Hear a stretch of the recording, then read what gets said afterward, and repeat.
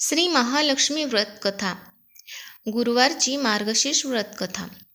श्री लक्ष्मीची कृपा आपल्यावर व्हावी, तिने आपल्या घरात सतत वास करावा, पैसा, शांती, समाधान घरात नांदावे म्हणून श्री महालक्ष्मीचे व्रत करतात. हे व्रत केल्याने मनातल्या सर्व इच्छा पूर्ण होतात. श्री महालक्ष्मीची अनेक नावे, अनेक रूपे आहेत. पार्वती, सिंधू कन्या, महालक्ष्मी, लक्ष्मी, राजलक्ष्मी, गृहलक्ष्मी, सावित्री, राधिका, रासेश्वरी, चंद्रा, गिरिजा, पद्मा, मालती, सुशीला अशा विविध नावांनी महालक्ष्मी ओळखली जाते. अशा या सर्वांभोवती असलेल्या श्री महालक्ष्मीची ध्यानी घ्यावी, अशी ही कहाणी आहे. द्वापार युगातली, आपल्या भारतातील सौराष्ट्र देशात घडलेली. तेथे एक राजा राज्य करीत होता. त्याचे नाव होते भद्रश्रवा. तो शूर होता, दयाळू होता, प्रजादक्ष होता. 4 वेद, 6 शास्त्रे, 18 पुराणे यांचे ज्ञान त्याला होते. अशा त्या राजाच्या राणीचे नाव होते सूरजचंद्रिका. राणी रूपाने सुंदर होती, सुलक्षणी होती आणि पतिनिष्ठ होती. त्यांना एकूण 8 अपत्ये होती. त्यांना 7 पुत्र आणि त्यांच्यानंतर झालेली एक कन्या. राजा राणीने कन्येचे नाव शांबाला ठेवले होते. एकदा देवीच्या मनात आले, आपण राजाच्या राजप्रसादी राहावे. त्याने राजा आणखी सुखी होईल, प्रजेलाही तो आणखी सुख देईल. गरिबाकडे राहिले तर सगळ्या संपत्तीचा तो एकटाच उपभोग घेईल. म्हणून देवीने एका म्हातारीचे रूप घेतले. फाटकी वस्त्रे घातली, आधारासाठी काठी घेतली आणि काठी टेकत टेकत ती राणीच्या महालाच्या दाराशी आली. तिला पाहताच एक दासी पुढे आली. तिने म्हातारीला विचारले, कोण ग बाई तू? कुठून आलीस? काय काम काढलंस? तुझं नाव काय? गाव काय? काय हवं तुला? म्हातारीचे रूप घेतलेली श्री महालक्ष्मी म्हणाली, माझं नाव कमलाबाई. द्वारकेला राहते मी. तुझ्या राणीला भेटायला आले. कुठे आहे ती? दासी म्हणाली, राणीसाहेब महालात आहेत. त्यांना सांगायला गेले तर त्या माझ्यावरच रागावतील. तुला त्या कशा भेटतील? तुझा अवतार पाहून तुला त्या हाकलूनच देतील. तू इथेच थोडा वेळ आडोशाला थांब. म्हातारीला राग आला. ती संतापून म्हणाली, तुझी राणी गेल्या जन्मी एका वेश्याची पत्नी होती. तो वैश्य फार गरीब होता. त्यावरून त्या दोघांची नेहमी भांडणे होत. नवरा तिला मारहाण करी. या त्रासाला कंटाळून एक दिवस ती घर सोडून गेली आणि जंगलात उपाशी तापाशी भटकू लागली. तिची ती अवस्था पाहून मला तिची दया आली. मी तिला ऐश्वर्य, सुख आणि संपत्ती देणाऱ्या श्री महालक्ष्मी व्रताची माहिती सांगितली. त्याप्रमाणे तिने ते व्रत केले. तिच्या व्रताने महालक्ष्मी प्रसन्न झाली. तिचे दारिद्र्य संपले. तिचे घर संपत्ती समृद्धीने भरले. तिच्या जीवनात आनंद भरला.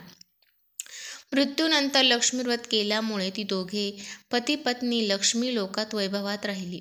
या जन्मी त्यांचा जन्म राजकुळात झाला आहे. देवीच्या कृपेने ती आता राणीपदावर बसली आहे. म्हातारीचे बोलणे ऐकून दासीच्या मनात जिज्ञासा निर्माण झाली. तिने म्हातारीला पाणी दिले, नमस्कार केला आणि म्हणाली, मला सांगाल ते व्रत? मी करीन ते नेमाने. उठणार नाही, मातणार नाही, घेतला वसा टाकणार नाही.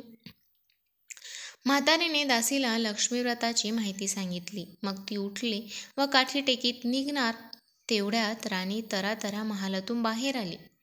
फाटक्या वस्त्रातील म्हातारीला पाहताच ती संतापली आणि उर्मटपणे म्हणाली, कोण ग तू थेरडे? इथे कशाला आलीस? जा इथून. तिने पुढे होऊन म्हातारीला घालवून दिले. ती म्हातारी म्हणजे प्रत्यक्ष महालक्ष्मीच होती.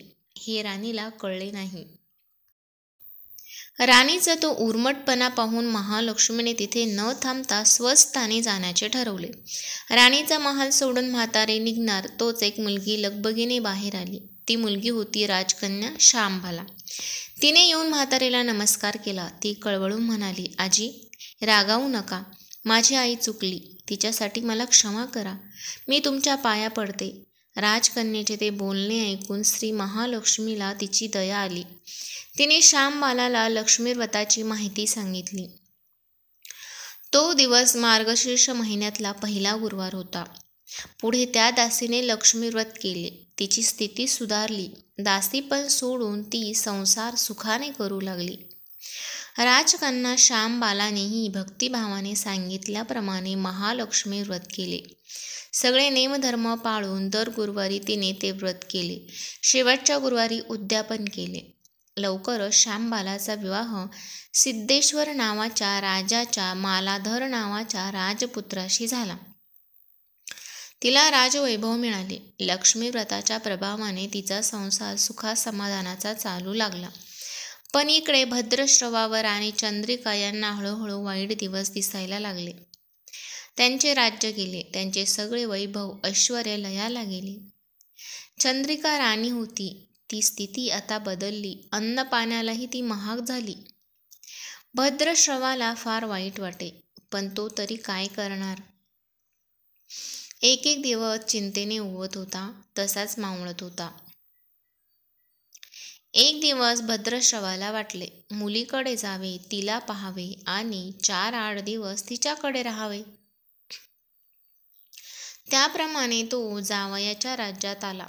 चालून चालून तो खूप दमला होता, म्हणून थोडा वेळ विश्रांती घेण्यासाठी तो एका नदीच्या काठी बसला. राणीची दासी नदीवर येत होती. तिने भद्रश्रवाला ओळखले. दासी धावत महालात गेली. राजाला बातमी सांगितली. श्यामबालालाही ते समजले. श्यामबाला आणि मालाधराने रथ पाठवून भद्रश्रवाला मोठ्या मानसन्मानाने राजवाड्यात आणले आणि त्याचा आदर सत्कार केला. काही दिवस जावयाचा आणि मुलीचा पाहुणचार घेत भद्रश्रवा राजवाड्यात राहिला. आता परत जायचे विचार त्याच्या मनात घोळू लागले. जावयाला त्याने तसे सांगितले. जावयाने संमती दिली. भद्रश्रवा परत जायला निघाला तेव्हा श्यामबालाने 1 हंडा भरून धन पित्याला दिले. तो हंडा घेऊन भद्रश्रवा घरी आला. मुलीने धनाने भरलेला हंडा दिला आहे हे ऐकून सूरजचंद्रिकेचा आनंद गगनात मावेना. घाईघाईने तिने हंड्यावरचे झाकण काढले. आत पाहते तर काय, हंड्यात धन नव्हतेच, होते फक्त कोळसे. महालक्ष्मीच्या अवकृपेने हंड्यातल्या धनाचे कोळसे झाले होते. चंद्रिकेने कपाळावर हात मारून घेतला. भद्रश्रवा हा चमत्कार पाहून चकित झाला होता. दुःखाचे दिवस संपत नव्हते, दारिद्र्याचे भोग सुटत नव्हते. सूरजचंद्रिकेला एक एक दिवस काढताना जीव मेताकुटीला येत होता. एक दिवस सूरजचंद्रिकेच्या मनातही लेकीला भेटण्याची इच्छा निर्माण झाली. त्याप्रमाणे ती लेकीच्या घरी जाण्यासाठी निघाली. तो दिवस मार्गशीर्ष महिन्यातला शेवटचा गुरुवार होता. सूरजचंद्रिका लेकीच्या घरी पोहोचली तेव्हा श्यामबाला व्रताचे उद्यापन करीत होती.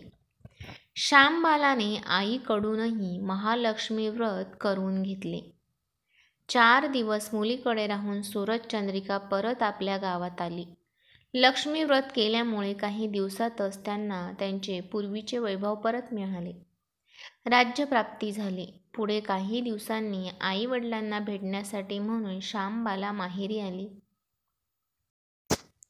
पण बाप भेटायला गेला असताना त्याला श्यामबालेने कोळसा भरलेला हंडा तरी दिला होता, पण आपल्याला मात्र काहीच दिलं नाही.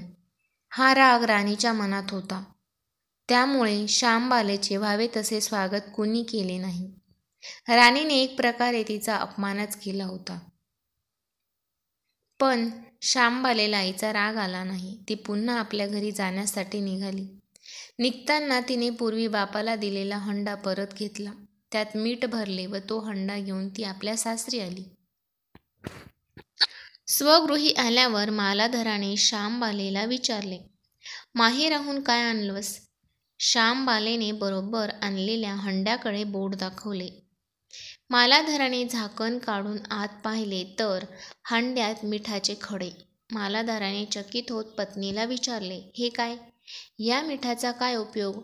श्यामबाला म्हणाली, थोडं थांबा म्हणजे कळेलच. त्या दिवशी श्यामबालाने कुठल्याच पदार्थात मीठ घातले नाही. सगळेच पदार्थ अळणी. मालाधर जेवायला बसल्यावर तिने त्याला सगळे पदार्थ वाढले. सगळे जेवण त्याला अळणी लागले. मग श्यामबालेने पानात थोडे मीठ वाढले. अन्न पदार्थात ते मिसळताच बेचव अन्नाला चव आली. हा मिठाचा उपयोग. श्याम बाला पतीला म्हणाली. मालाधरालाही तिचे म्हणणे पटले. थोडक्यात जे कोणी महालक्ष्मी व्रत श्रद्धेने आणि मनोभावे करतील त्यांना महालक्ष्मी प्रसन्न होऊन त्यांच्यावर तिची कृपा होईल. पण श्रीमंती आल्यावर सुद्धा माणसाने उतू नये. नित्यनेमाने महालक्ष्मी व्रत करावे. देवीचे मनन चिंतन करावे. म्हणजे देवी सदैव तुमच्या पाठीशी उभी राहील, तुमची कामना पूर्ण करील. महालक्ष्मीची ही कथा कहाणी गुरुवारची संपूर्ण. ओम महालक्ष्मी नमः. ओम शांती शांती शांती शांती.